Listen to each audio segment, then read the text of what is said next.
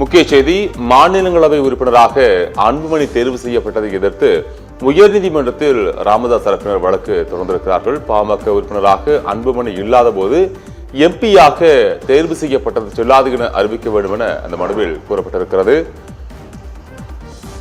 போலி ஆவணங்களை அளித்து அன்புமணி வெற்றி பெற்றதாகவும் ராமதாஸ் தரப்பிலிருந்து குற்றச்சாட்டானது முன்வைக்கப்பட்டிருக்கிறது. மாநிலங்களவை உறுப்பினராக அன்புமணி தேர்வு செய்யப்பட்டதை எதிர்த்து உயர் நீதிமன்றத்தில் ராமதாஸ் தரப்பில் வழக்கானது தொடரப்பட்டிருக்கிறது. போலி ஆவணங்களை அளித்து அன்புமணி வெற்றி பெற்றதாகவும் ராமதாஸின் உதவியாளர் சுவாமிநாதன் தாக்கல் செய்த மனுவில் விரைவில் விசாரணைக்கு வர இருக்கிறது.